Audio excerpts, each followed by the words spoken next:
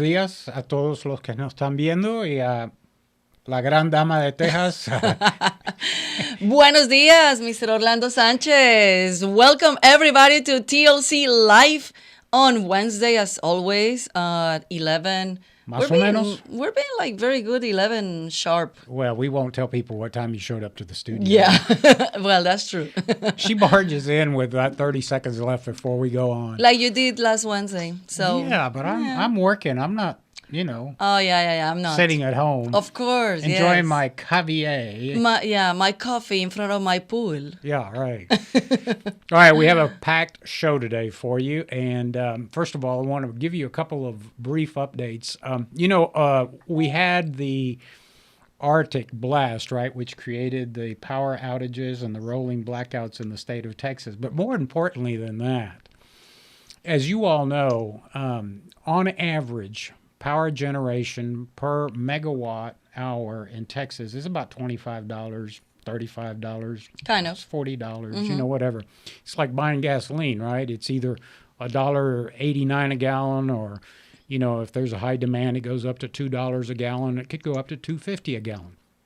Now, there's a theory in Texas law and Texas statutes that, by the way, when there are acts of God, hurricanes, tornadoes, we don't have earthquakes, but floods, that retail outlets cannot price gouge. They can't sell you water that costs normally $1 a gallon for $20 a gallon. That's a criminal offense. They can't sell you gasoline that normally sells for $2 a gallon for $15 a gallon. They can't take advantage of the public during a crisis. However, when the Arctic blast came through, there's a loophole in Texas law, Andrea, that says that the power generators, which most of them are owned by Wall Street interests, we'll get back to that in a minute, don't retail. They sell their power to a retail electric provider, what's known as REPs in Texas. And the price of a megawatt went from, $25, $30 a megawatt. Are you ready? To about $9,000 during that period. Yeah. Now, that generated a debt of about $40 billion if you throw in the gas and the megawatt hour. Let's just pick $40 billion. It may be more than that. Guess what? Somebody's got to pay for that. Yeah. And we're not talking about that. Now, there's issues in the legislature. The lieutenant governor wants to propose, as I understand, a rebalancing or a repricing. Members of the legislature in the House and I, don't want to do that. So somebody's going to have to pay the $40 billion. This reminds me of some mistakes that governments have made. Many years ago when I was treasurer of Harris County got into what's called credit interest swaps. And they made a big mistake. They were banking on the fact that interest rates would go up. And we would save in the long term money for the taxpayers. Well, what's happened is since they got into those swaps, interest rates have been depressed. So Harris County has paid hundreds of millions of dollars to Wall Street interests. During the mortgage-backed security debacle, again, guess who was left holding the bag? And so this is something to watch out for. And the Republicans, the conservatives in the state of Texas need to be very careful about that. So somebody's going to have to pay that $40 billion. And those bills haven't come due. That has a lot to do with people getting electricity bills so high. No. That's a different issue. One. Yep, because some people in Texas, very few, went to a market-based pricing, meaning they paid whatever the market demanded that day. And so those that did not have a fixed contract with the REPs, the retail electric providers, got screwed big time. Okay. They're the ones that getting, $15,000 bills for a few days, right? And it's lawsuits now because of that. Yeah, there's going to be a lot of lawsuits. Yeah. The lawyers come in and whatnot. But anyway, somebody's going to have to pay the bill, and I just want you guys to be aware that that's a major issue that very few people are talking about. So let's switch over to the crises at the border. It's not only the border anymore. we're having the crisis here in Houston. in Houston. And that's an interesting point you Yeah. bring up. You I know, was Andrea, watching the news. one of the things that I cannot tolerate in politics from either side, Republicans or Democrats, conservative or liberals, is the hypocrisy, right? Yeah. And so I want to talk about when the Trump administration was dealing with their crises on the border. We had some people in downtown Houston marching, right? Mm-hmm. Do you remember that? They wanted to Oh, yeah. abolish ICE. Yeah. Ahí está la foto. And so we want to show you a picture of some of our leaders. We're seeing We the see picture our right now. county judge, Lena Hidalgo, abolish ICE. The Republicans are mismanaging the I crisis. see Sylvia Garcia also. We see Sylvia Garcia, our Carol U.S. Congresswoman. Alvarado. Yes. And the activist Cesar Espinosa, Yeah. your friend. So all these folks wanted to abolish ICE because the administration, Trump, was mismanaging the border crises. Well, now we have a different situation. Now we have the Biden administration mismanaging the border situation. We have a crisis, but all the people you saw, and including our Congresswoman Sylvia Garcia, who were protesting and wanting to abolish ICE, she's now on the welcoming committee, welcoming the buses and the children to the warehouses in North Houston. And I saw the mayor, Sylvester Turner, saying, regardless where you're coming from and regardless your situation, I am your mayor. Correct. So, Interesting. a little bit of hypocrisy I just want to point out. If you're warehousing children and you don't like that, that's a valid issue. They used to call them cages. Now they call them facilities. Of course. Yeah. It's They were- depend who's the president. Yeah, a little politics. So, and of course the media jumps all over it, right? Republicans have cages. Democrats have facilities. Unaccompanied minors, we separate them at the border, but now they're being separate. You've seen the pictures, right? The coyotes, the Of human course. smugglers dumping children, dropping them 15, 20 feet. And I saw a story about a Ecuadorian, una mujer de Ecuador, Ecuadorian woman, that she came and the coyotes told her, don't worry, it's going to be very smooth. We're just going to cross the border and nothing is going to happen. Those coyotes forced her to jump the fence. Now she had to cut the leg. Amputate. Yes, amputate the leg. Yeah. So she is without one I mean, leg. I'm sure she had health insurance. Yeah, right. She So you and I paid for that. yeah, of course. So she is without one leg, and the other one is pretty much completely broke damage. Yeah. So, and she's crying, and then she's giving her testimony on the news, and she's saying they promised me something, and look at me now. I'm here in this country. Yep.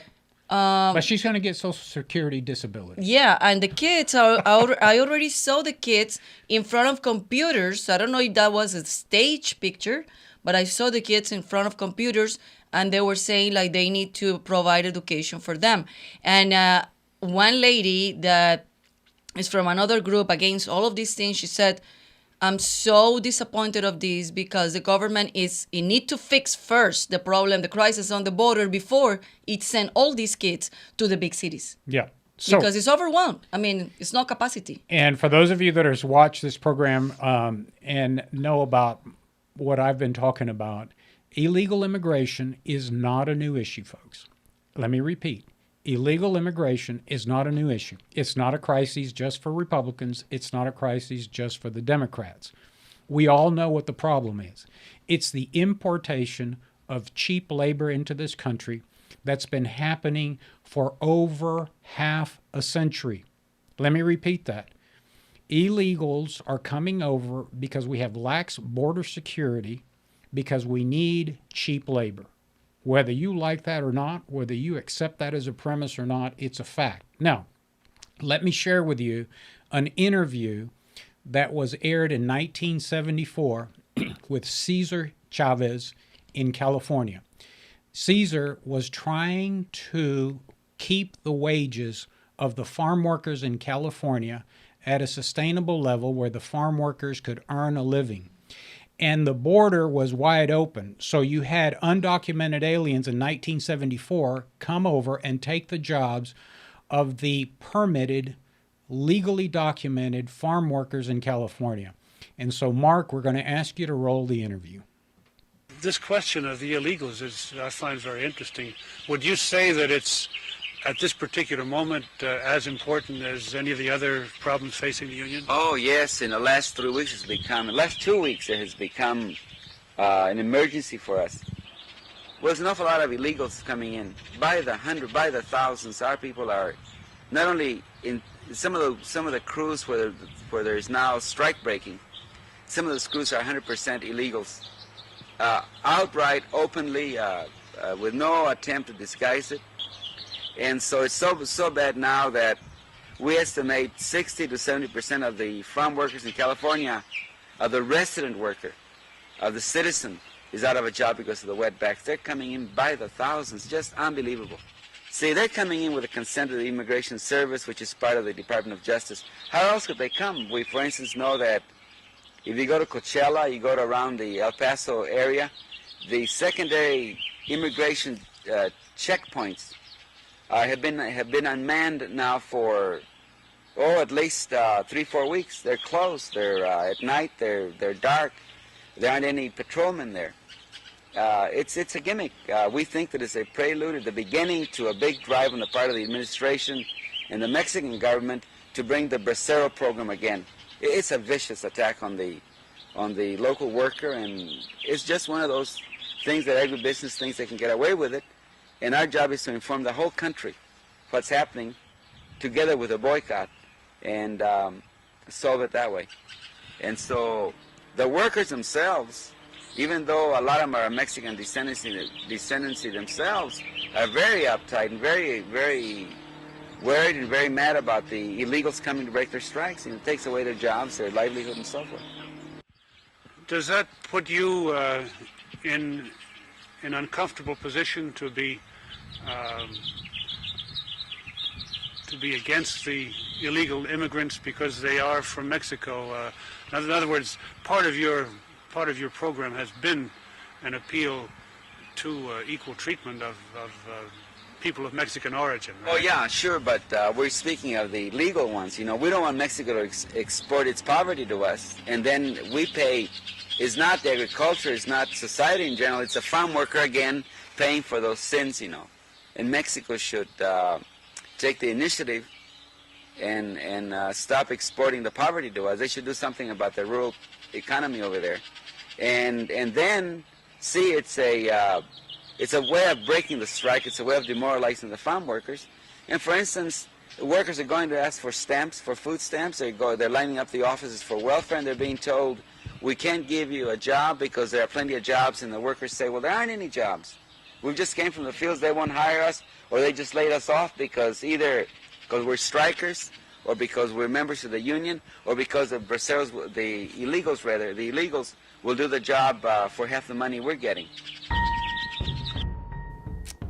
And there you have it. If Cesar Chavez's name were not under there, you would think this is a modern-day conservative Republican. What he said is, we're paying the price. Of course. What he meant was the American taxpayer. And he was only talking about the Mexican. In that time, it was the Braceros program. Yeah. It was a completely different situation as we're living these days. These days, it's not just the Mexicans. Nope. And it took my attention, something that he said, we don't want Mexico to export their poverty. Well, no, and what we have is Latin America exporting their And poverty now into the it's not United Mexico States. only. And It's everywhere. what happens is people don't realize that the burden of health care and the burden of educating these children falls on us, the local property taxpayers, because the Democrats in Washington aren't helping us. They're not sending us extra money for education. And so our urban public education system has reverted back to what's called separate but equal, which was the Jim Crow laws. Urban public education in Texas is falling apart. And so, all right, let's move away from that because we're going to have somebody that is going to be in a position of leadership in education. But hey, I wanted to point out some of our tough Latinas that are leading down in the Rio Grande Valley. You know, the Hidalgo County Republican Party, and Mark can put up a picture of our ladies down in the Rio Grande Valley, which, by the way, we're going to be in next weekend, Adele. Yeah, that's true, on the dinner, no? No, we're going to have 3 days down in the Rio Grande Valley meeting the conservative Republican leaders, many of whom are Latinas, leading the way. Remember, in April of last year, I predicted that Hispanics and Tejanos would save the state of Texas. And these are the women responsible for some of that change of voters down in South Texas along the border voting more conservative than liberal. I think definitely South Texas is going to save Texas. Yeah. So anyway, that was a picture of some of our fine ladies. But we have a gentleman down from the Rio Grande Valley who is our guest today, very involved in education issues. He's a business person, and I'm going to let Andrea tell us a little bit about our guest. Well, his name is Adrian Garcia, young conservative from the Valley, and he is running for HCISD Trustee Place 4, meaning for the school district. That's correct. Over there in the Valley. And he's very young, conservative, and, Harlingen and Adrian Garcia, we're seeing his website right now, and elections is on May 1st. So I want everybody to know that some elections are in May 1st, some for the mayor, like the mayor of Pasadena, it's on May 1st here in Pasadena, Texas, and also in some of the school district are in May 1st, and early voting started on April 19 and it finished in April 27. So it's very important because we always are so excited about presidential elections, but these are our local government that we need to pay attention because that's when it impacts our life in a daily basis. Yeah, so Andrea is correct. There are general election days that the state legislature says we can hold elections. May is one of those dates. Most elections are held in November, and that's what everybody gets excited about, right? You have the off year, you have the gubernatorial races and state races, and then every 4 years you have the presidential races.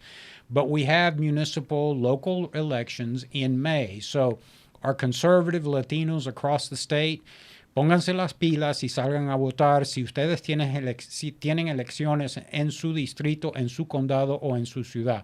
There's a lot of good conservative young Latinos that are wanting to lead. And by the way, this is our farm team. This is the team that's going to lead Texas into the future. So we're really excited to have Adrian Garcia down from the Rio Grande Valley. So welcome, Adrian. How are you? Adrián, ¿cómo estás? Buenos días, Orlando, Andrea. Muchas gracias por tenerme aquí. Good morning. Thank you for having me on the show. Well, we're delighted you took some time out. So let's get right into it. Who is Adrian Garcia? Tell us a little bit about the bio. Where are you from? What's your heritage? Where'd your parents come from? What do you do now in business? And what is it you want to do now in leadership? Sure. So I was born in Weslaco, Texas. I spent the majority of my childhood in Vallehermoso, Mexico. That's where my family had a lot of their business and a lot of their work. My brother came to school here, so we were here quite often as well. So I kind of grew up in both Texas and Vallehermoso at the same time. Came here in 2010, have been here ever since. Started at Rodriguez Elementary School with HCISD, finished at the School of Health Professions with HCISD. I currently work at Keller Williams Realty. I'm a realtor, so I have firsthand knowledge of property values, tax assessments, building costs, contracting costs, and that's the kind of experience that I want to bring to the school board. Along with being a recent graduate, I was in our schools here at HCIC not too long ago, so I know our school system better than most people do. My mom's a teacher, so I hear stories from her every day as to what our school system is and how we can improve, and that's the kind of firsthand knowledge of a 21st century learning environment that I want to bring to the board. Adrian, why you want to focus on education? Why you want to help these kids over there in the Valley? Because I know you have your own business and you start running your business. So why you want to run for this position? Sure, I'll tell you. So for a long time, there's been a stigmatism that Valley kids, perhaps aren't as prepared as kids from the remainder of the state.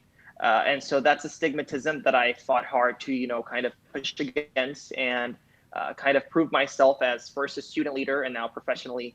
And that's the kind of motivation that I want for kids to have. I'm still young and I want for kids from our community who see me running for office at this age to say, it can be done. It can be done for a student who didn't originally speak English to run for office. It can be done, and to have somebody to motivate them to do more than the status quo.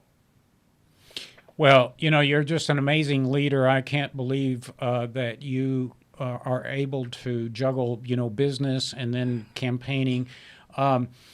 Adrian, I've always said that education is the ticket out of poverty. Education is the way to assimilate and participate in the free enterprise system. This is the way that people advance. And one of the things I've noticed, Adrian, is that in large school districts in Texas, for example, here in Houston, I think we're the third largest independent school district. And you're absolutely correct. If you look at your tax bill, and many of you have gotten your property value assessments by your local appraisal districts, and in many cases, you're going to see that your property values have allegedly skyrocketed, which means that your tax bill next year when you pay it, or at the end of this year, is going to be substantially higher. The bulk of that tax goes to local school districts. But Adrian, in terms of public education here in the Houston area, our school district, in my opinion, and I said this a moment ago before you came on the air, has reverted back to a separate but equal system of education. Our dropout rate among young Latinos in HISD is astronomical. We're failing these kids in the urban areas of Texas. Now, I know it's different in rural areas, and I consider the Rio Grande Valley is becoming an urbanized area. But how are you guys going to address the dropout rate and ensuring that you have a good retention rate and that kids graduate? Sure. The thing that I keep hearing a lot is that not only do we have to focus on students who are dropping out specifically because of perhaps language difficulties or whatnot, but also on students who are leaving because they're going to charter schools, right? That's been a big problem. We got 2 of our first charter schools within the past 5 years. So we got the IDEA campus here in Harlingen, along with the Jubilee campus here in Harlingen, that really have not only been taking students from us, but teachers who are highly qualified as well. Just because they're getting, better pay or better benefits, and students may have some better resources or opportunities. So for the students like me who, weren't originally English speakers, I want to set up a mentorship program. And I've talked about it before with other forums. It's hard to talk to somebody who hasn't gone through what you're going through, right? So being able to see kids who perhaps are starting off in elementary school and who haven't really been, woven into the English language and the English education setting, it's kind of hard to talk to them unless you know what they're going through. So if you know what they're going through and you're able to address that in a meaningful manner personally as to how you went through that and how you were able to succeed, I think that really, kind of empowers kids to keep working hard. Okay, Adrian, I have a question. You are in the Valley and you're been watching the news as everybody's been watching the news with the crisis in the border, with all these kids coming from everywhere in Latin America. And now we're having this problem not only in the border, but we're having this problem and these issues in the big cities. But you're running for a position in a school district. What is your plan to take care of these issues? Because now you're going to have many kids that you were talking about, the struggling with the language, and you're going to have these kids that's coming that's speaking only Spanish, and it's going to be overwhelmed for the school district. Yeah. So what I've kind of heard so far is, there has to be some direction from the top. And so TEA really has to work with, the Department of Education, the Secretary of Education, Mike Morath, to kind of develop some kind of learning plan for these students, right? Because it's going to be really hard. There's going to be a big influx of students, especially down here where we have, I believe the Donna facility has 10 times the capacity that it was built to hold. So it's going to be difficult in the years to come, but we got to be efficient. We got to be prepared. We got to remember that, a lot of these kids, their parents aren't property owners, so they're not going to be paying taxes. So ensuring that our budget stays healthy and that we manage money appropriately to be able to handle this new influx of students, what that's going to add to our bills, our instruction costs, and of course our food delivery costs as well. Adrian, I want to go back to the concept of competition in public education. You mentioned charter schools.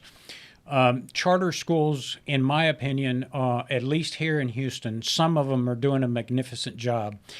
In fact, they're at capacity because some parents are trying desperately to get their children into charter schools because their local public school is a utter failure. And I mean that because the Texas Education Agency has a grading system, as I'm sure you're aware.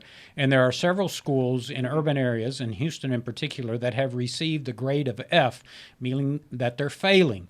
And they typically are in either brown or African American communities. That is, in my opinion, an abject failure of the entire system. When you fail children, which is our future and our responsibility to provide them an education, it is unforgivable. But charter schools are competing. Now, I would argue, first of all, I want to know your position on competition in public education. Do you believe that competition, as in the free market, improves the system? Because, for example, you're in the real estate business, right? And you get a contract, and your client has a dilapidated house, versus next door, your competitor takes the initiative to repaint the house, replace the broken windows. They're going to have a better chance of selling that house, right? That's competition. So, how do you feel about competition in public education? Sure. I think that, competition, as with everything, is always good. But my specific stance on it is, competition is good, but let's make sure we have the strongest school system so that we are the best competitor in our market. So it's good to have charter school choice, as many people consider it. There's parents who perhaps want some schools that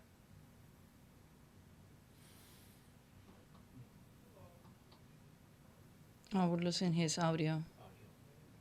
We're losing. Okay. Okay, Adrian, if you can hear us, we've lost your audio. Adriani, if you can hear us, we cannot hear you. So let's. I don't know if he mute himself. And typically what we do is we ask you to log out and just log back in. Mark, is that all right? Yeah. If you can hear us, Adrian, just log out and log back in. We'll put you back on. Let's talk about Leadership Latino. Well, let's talk about Leadership Latino, but I think Mark may be busy right now and can't put up the graphic. But Leadership Latino is, as you know, Texas Latino Conservatives is a political action committee, and we're a general purpose committee in the state of Texas that does get involved in politics. We make contributions to candidates. We do mailers and digital media and radio commercials and phone banks and block walking for candidates that we feel are going to move the conservative philosophy in the state of Texas, because we want to keep Texas conservative. And I want to bring that. But hang on, let me finish. Okay, finish. We also have a 501c4, a nonprofit corporation under the IRS code that doesn't get involved in politics. We don't get involved in promoting candidates, but we do get involved in issues. And part of what we do is we train young people that want to be conservative leaders in Texas. We've been doing this for several years. One of our graduates in 2019 was Maida Flores. And as you know, Maida has become a leader down in the Rio Grande Valley. I'm sure that Adrian knows her. And we're very proud of Maida. She has just announced that she's going to be a candidate for Congress in the 34th Congressional District down in South Texas. But this is what we do. We'll take young people, young conservatives, and even if you're not a conservative, let's say you're a liberal and you've realized that socialism and, government cheese and dependency on government is not for you or your family, come join us.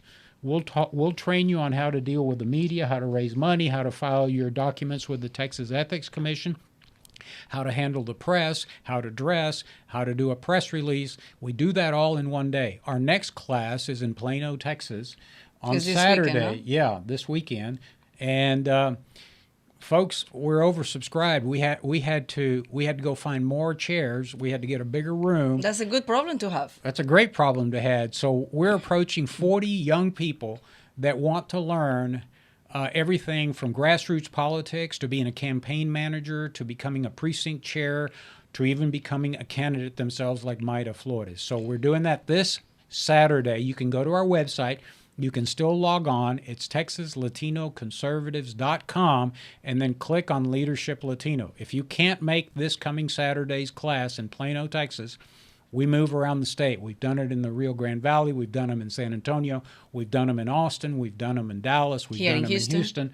So we go all over, right? And I wanted to mention the Leadership Latino while Adrian connect with us again, because, you know, seeing a young conservative like Adrian, you know, that's what we want to do. That's what our mission and our vision, you know, to bring more young Latino conservatives that run for office. And I know, you know, like Adrian he's a business person, but he's taking the time to give back to the community. And the only way to give back to the community is to be the voice for the community. And that's what he's doing. And that's what Mayra Flores is doing. So no, they're seeing what is going on around the country. They're seeing what is going on here in Texas, and it's, you know, more and more every day we're watching the news. It's like, oh my God, what is going on? So seeing these and taking action, and that's what we want for more yeah. conservative Latinos, and we're helping them to achieve their goals. And what's amazing to me, I don't know if you find it amazing like I do. It is the overwhelming number of young Latino, either immigrants or children of immigrants that are making their conservative voices heard. It's just amazing. And I think we have him back, right? I have two at home, Yes, Orlando. yeah, I'm back. So okay, Adrian, we left off at talking about competition, and I like your comment. I think you got cut off saying you like competition, but you want your school district to compete and become the premier school district in your community. That's right. Is that right? So choice is great, but let's make sure that our school district is the best choice. That's amazing. And let the chips fall where they might, right? I mean, That's right. if the charter schools and private schools and parents are choosing to send their children elsewhere, so be it, right? That's the market. It's you either decide to go to with Keller Williams, or you decide to go to, you know, Century 21 or Caldwell Banker, right? That's the free market. And it all depends on what they provide to you. So let's make sure we have the best resources, you know, the best opportunities for kids, the best learning environment, so that they pick us. All right. Excellent. I mean, I love your position on that, and I'm glad you're on the right track. Now, I want to talk to you a little bit about, because I'm an immigrant too, and Andrea's an immigrant, and you obviously spent a lot of your time in Mexico. You're like me. When I immigrated to this country, Adrian, I didn't speak a word of English.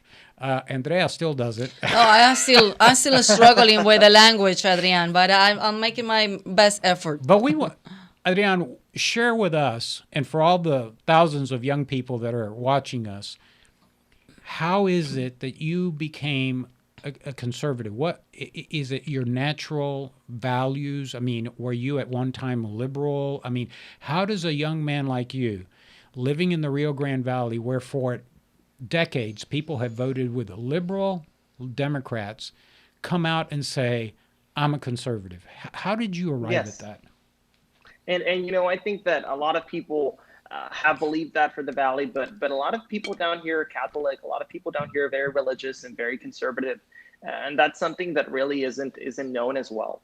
But you know, my family is very conservative. We've always been careful with managing money, with our family, with what we say, what we do, you know, what we believe in, and so it's just basically been the past, you know, almost 20 years of my life, and you know, woven into my family and into our values and into a family that, of course, prioritizes God. I'm a very religious person, and that's the kind of environment that I was raised in. So not only that, but seeing, you know, kind of everything that's been going on down here. And what I tell people is, you know, they'll be like, oh, well, do you vote a straight down ticket, or you know, what do you do?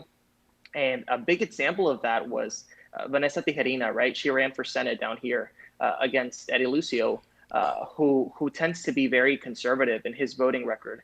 And she, you know, kind of introduced herself as the most progressive Republican to run for Senate.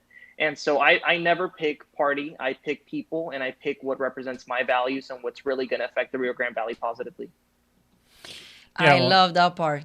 Wow. I love that part because I've been like that, I mean, since all my life when I was in Colombia. But now when I get to this country and when I became a U.S. citizen, I never vote for a party. I never pick a party. I was like always my values, you know, conservatives and something that it was going with the way I was raised. Yeah.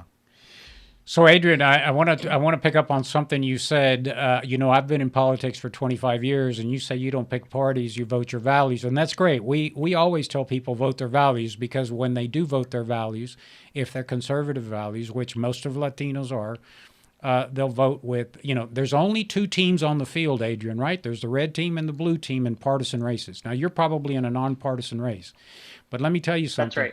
That's right. Either you don't vote in primaries, or you do vote in primaries. Which one is it? I vote in every single election. So you have a primary voting history. Now, I don't, this is part of being in public life and in politics 25 years, so I'm going to hold your feet to the fire. Are you voting in the Democratic primary or the Republican primary? So I'll tell you, that was a big question that I had. And it especially happened, last March. We had a lot of Republicans who were running. And in my head I knew that John Cornyn was going to be the Republican nominee, and I knew that Donald Trump was going to be the Republican nominee. And I, in particular, had a friend who was running for district clerk who I knew was going to do a really, really great job. So I voted in the Democratic primary just because down here, really, in our local politics, if you really want to make an impact, you vote for Democrats that tend to lean conservatively, because otherwise, down here, it really doesn't matter who you vote for on the Republican primary, because that these big, Republican candidates are going to be the nominees either way. Okay, so we want to make sure, though, that you're successful in your election. We obviously know you're conservative, but, I want to be fair to our viewers, because everybody's got a voting record. So, and I agree with you. I know Senator Eddie Lucio. He's a former county treasurer down, I think, in Nueces County. Very, very conservative man. Frankly, hard to find somebody more conservative than Eddie. But at the end of the day, one party stands for abortion. One party stands for, anybody can marry. You can marry a canine, or you can marry someone of the same sex. And it's, so there's one party that tends to hold to traditional values and values life, values free markets, values the Constitution, values the Second Amendment, values law and order on the border. And so, we need to know those things. But, and I think most people down in the Rio Grande Valley and the Texas border understand. I'm always telling people that they always misread our border counties. The Second Amendment is huge on border counties, because all of our Latinos and Latinas are hunters. They live on ranches. That's right. They need protection against drug cartels that are trespassing on their property. Do you agree or disagree with that comment, Adrian? Yeah, definitely. I mean, we're gun owners. I know our neighbors are gun owners. The entire street has guns in their house, whether it's for sport or personal protection, of course. We're big believers in that. And that's why I think that a lot of Valley people, it stings a little bit to vote in Democratic primaries, but we know that, when it comes to sheriff races and when it comes to state rep races and that kind of stuff, really, there hasn't been a good Republican who has, really come out strong and run for office. So I think that when we start seeing that, we're really going to have a trajectory of people who are kind of shifting, their primary picks because they see people have a shot at winning a seat down here.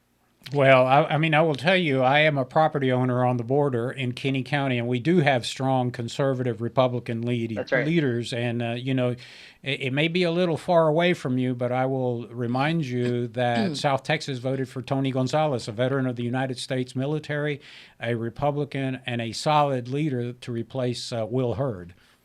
Yeah, we have a constable down here that it's one of the first times that there's been a Republican constable who has won a seat. And that was Excellent. this past Excellent. election. And don't forget, your former Cameron County judge was Tony Garza, who became the Secretary of State and United States Ambassador to Mexico, a strong Republican conservative leader down from the RGV. So there are good conservative Republican leaders down in the Rio Grande. Yeah. Adrian, at what point of your life you decide, like, I'm going to get into politics, I want to be the voice of my community, and what is your goals after, if you win this election, do you have any goals to run for other position, higher position, and what are you doing also to encourage and bring other young Latinos conservatives to also run for office and be the voice for the community. Of course. So I think that politics was kind of ingrained in me from an early age. My grandpa, my mom's dad, was very, very involved in politics and agriculture in his hometown. He was very connected with the Conasupo department, the Department of Agriculture in Mexico, and kind of managed that, the Chamber of Commerce, and all that kind of stuff. My mom was also very involved with the PAN party.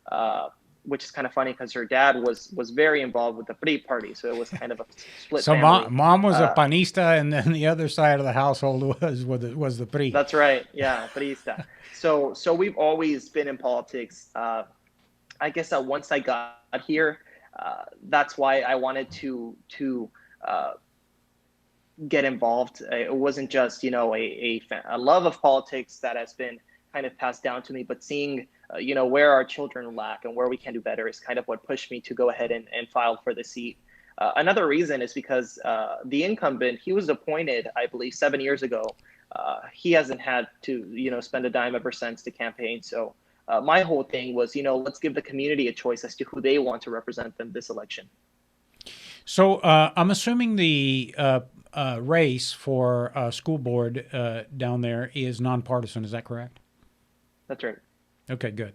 And so let's talk about specific issues because we did advertise down in Harlingen and Hidalgo and areas that you would be on the program today. So this is an opportunity for you to talk about your platform. If people are considering voting for Adrian Garcia, what can they expect? What are your issues? What are you going to be pushing for? Sure. So as always, one of the big things that we always focus on is taxes. I look at taxes every day. So making sure that people's hard-earned taxpayer money is being used adequately and efficiently. In 2016, we had a bond passed called the TRE, the Tax Ratification Election. It wasn't very popular with the community, but they really advertised it to teachers and whatnot that it passed, and it raised our taxes. We had almost one of the highest tax rates beginning in 2016. It did get lowered back in I believe 2019 because the legislature mandated that we lower our taxes again, and that was advertised as a tax break, right, to the community. And so my whole thing is, let's be transparent, let's let the community know what's going on, and let's work with our Cameron Appraisal District. We have one of our former school board members for HCISD who sits on the Cameron Appraisal District. And this year and the past year, we've had such a high influx in taxes in some of our core districts in Harlingen. People can't even afford, their taxes anymore, even though their houses are paid off, because they've seen a, 40 to 45% increase in the past 2 years.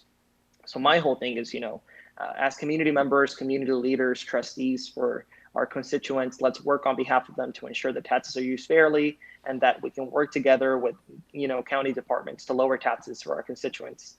Of course, there's always efficient use of funds, and we have a lot of great projects that are being built down here. But I want to make sure that projects that are built are projects that are needed, right? So one big example is our golf skill station. We had I believe, $350,000 project for a golf skill station built down here. And our kids simply don't utilize it all that much because we still have contracts with both of the golf courses here in Harlingen. And so those are $350,000 that could have gone to infrastructure repairs at some of our schools that need them, or pest control, treatments at schools that have mice problems, or, even teacher incentive grants to incentivize our teachers and to come up with ideas and programs for our students. And so making sure that money is used where it's needed and that it's used to benefit students and teachers is really what our campaign is all about. So wise, efficient use of taxpayer dollars and then good stewardship on the school board and in the schools of the resources provided by the taxpayers. I'm curious, what is your tax rate down there per $100 valuation? If I'm not mistaken, I have it right here. 1 second. And that's kind of an unfair question because, as you know, you get your tax bill and you have about, 12 different public entities, from the county to the local city to your fire district to your school board, to your MUD. It really does. Yeah. And the thing down here is that not only do we pay taxes to HCISD, but we have a school district that covers the entirety of the valley called STISD, South Texas ISD, which we pay taxes to as well. So regardless if you send your kid to STISD or not, you're stuck paying taxes to two school districts. And so that's why it's really, really important to ensure that we can lower taxes when we can. And the city actually had a big tax up hike within the past 2 years. And what the city said is, well, one of our city commissioners said, well, we up taxes because the school district lowered theirs. And so my whole thing is, there's no point in lowering taxes, and then another city entity is just going to raise theirs right back up. Yeah, and as somebody in the real estate business, because you mentioned this, that some people are getting tax bills that, in terms of assessments are 40 and 50% higher. Adrian, I don't know about Cameron County, Hidalgo County, down in the Rio Grande Valley, but I can tell you, and I have a real estate license myself, property values in Texas have not gone up 50% year over year. Yet you get your appraisal every year. My sister has a piece of property in Houston. They increased the value by $80,000. It's a small parcel of land. I mean, that's just ridiculous. And And a lot of elected officials hide behind the appraisal district. They would say, well, we're not in charge. We're just in charge of the tax rate. We're not, And so they're letting the appraisal districts do their bidding. I am really shocked that you said you have a current board member that also sits on the appraisal district. I find that to be a horrible former conflict school board of member. Oh, former school board member. That's okay. right. Okay. Yes, he sat on the board for, I misunderstood believe, you. 30 years, and now he Wow. sits on the Cameron Appraisal District. Okay. Well, there's certainly no violation of statute there, but it is what it is. So, all right, well, we're very proud of you. I mean, it sounds to me like you have good conservative principles. You have good business acumen. I think you're going to be a good steward of taxpayer dollars. And when you're elected, I think you're going to oversee that high tax rate that goes into the school district. And, one of the things I tell conservatives across the state is apply conservative principles to Texas education issues, particularly in urban areas. Because, as you know, Adrian, that's our future. Those kids in primary and secondary education depend on us for their future, and we depend on them to keep the Texas economy humming.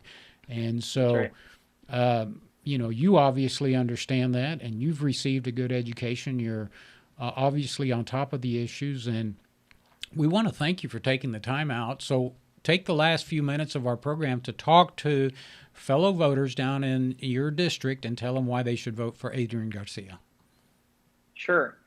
So I'll start off by saying that in the years to come, we have such a big opportunity to transform the Valley into an industrial hub, right? And so that starts with our students, with the new SpaceX campus that we have at Boca Chica, hiring thousands of employees. We need to prepare our students for achievement.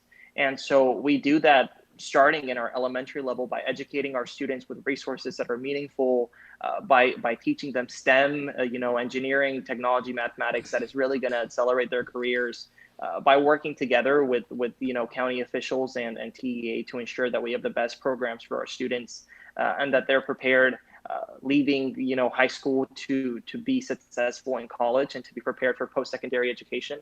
And so that's what we want to do for everybody, right? I'm a product of public schools. My mom works in public schools. Our campaign manager is a public school teacher of almost 15 years. So when it comes to knowing schools, that's our principle. That's the mantra of our campaign, is listening to parents, students, teachers every day, hearing their concerns as to what we're doing wrong and what we can do better, and where we're doing fine just right now. And so building on that, learning upon that, working to ensure that each student can and does succeed, and making sure that our board is a good steward of the taxpayer money, that we're making the best choices on behalf of the community. And one of the big things that I pride myself on is to listen. We're here on behalf of the taxpayer. They elect us to these positions, and it's only our job to listen to them, to be there for them, to address their concerns and their needs, and to have an open door policy. That's what I've told a lot of people, that I will have an open door policy. I will be approachable. I will be there to listen. I'll be only a phone call away to any parent who needs to talk to me, because that's the job and that's the work that we sign up for. Adrian, it's very, very important. We're passionate about public education. What happened? No. I'll just finish. Yeah, no, that's what we emphasize. We emphasize an open door policy for anybody that needs to address us, is to be there for them, to listen to them, to be there for their children, for the teachers of HCISD, and to represent the taxpayer well. Very important. And you know what? Now that we're having all of these companies, technology companies coming to Texas, we need to really concentrate in education to our kids, for our kids. That way they can take advantage that we're having all of these opportunities here in our state. So education is the key. Yeah, exactly. Go ahead. It's the key that really does open every door, and we have all of these incredible opportunities opening up here in Texas, and it's our kids' jobs to take advantage of them. Well, good education promotes great economic development. So, te felicitamos. Estamos muy orgullosos de lo que has logrado. Te deseamos mucho éxito y ojalá vas a ser el próximo líder en el sistema de educación en tu comunidad. We're proud of you as a young leader with good conservative values. We hope that next time you vote in primaries, you'll be voting with the Republicans, because I think it's a growing party down in the Rio Grande Valley and along the Texas border. But we wish you all the best. We want to thank you for taking time out of your busy schedule, because I'm sure you have you're chock full of properties that you're listing and you're campaigning. So you got your hands full. So if you want to buy a property down in the Rio Grande Valley, make sure that Adrian Garcia gets your listing, or you call him to represent you on your purchase. And just giving you a little plug there. You got to learn how to plug your business I appreciate as well. It. That's perfect. So thanks for coming on. Thanks for agreeing. We want to wish you all the success in the world. And if you need us, we're here for you. If you want to come back on the program, give us an update of what's going on in the RGV. And hopefully we'll get to meet you next week. We'll be in there Tuesday, Wednesday, and Thursday. Yeah, that'd be great. I'd love to meet with you all. I know that I believe I'm really excited. On the 24th, I got invited to an event where Mayra's going to be, so I'll get to meet her then. But, then again, muchas gracias. Mucho gusto. To the people down here, I hope that I can count on your support. Espero contar con su voto y su apoyo, because we need to do the work for our kids. And I appreciate y'all giving me the opportunity to share my platform with y'all. Muchas gracias, Adrián, y recuerden que las elecciones son el 1 de mayo y la votación anticipada comienza abril 19 hasta abril 27. Elections is May 1st and early voting started April 19 till April 27. May 1st. Remember, May 1st. Everybody think elections is November. No, we have also elections in May for districts and cities and some counties. Qué orgulloso deben de estar los padres de Adrián. Oh, my God, imagínate. Excelente. Y ese es el futuro del estado de Texas. Son inmigrantes, hijos de inmigrantes, conservadores, que van a ser los líderes. Gente latina joven. Gente latina. Well, somos tejanos ahora. Oh, by the way, I want to talk about that. And Adrian, you can get off anytime. We're going to talk about an issue, or you can stay on and listen. But Texas Latino Conservatives has been promoting Tejano Day in Texas, honoring the Tejanos that have contributed for centuries to what is the great state of Texas, our culture, our cuisine, the way we think, our conservatism, those that have fought for our country. We often forget that Tejanos, particularly of Mexican-American descent, but we have Tejanos that are also of Spanish descent, because remember, the first mayor ever elected in Texas was from, Canary Islanders, Spain. They still have the Canary Islanders Association in Bexar County in San Antonio. So one of our dear friends, actually two of our dear friends that we endorsed in the last election, State Representative Michael Schofield and Katie and Jesse Jeton, I believe, from Fort Bend, are co-sponsors in the House of what's called the House Concurrent Resolution number 67, which will establish, I think, April 3rd as Tejano Day in Texas for the next decade. There will be a committee hearing scheduled, subject to change, on Monday, April 12th in the Culture, Tourism, and something else committee. You can sign up to speak and give testimony if you want to promote Tejano Day in Texas. It's a concurrent resolution. If you want to follow it, you can. It's HCJ number 67, House Concurrent Resolution 67. And Texas Latino Conservatives has played a key role in helping lead to make sure that we have Tejano Day in Texas. And so we're very proud of that achievement. We want to thank both Representatives Schofield and Jeton for being co-sponsors in the House.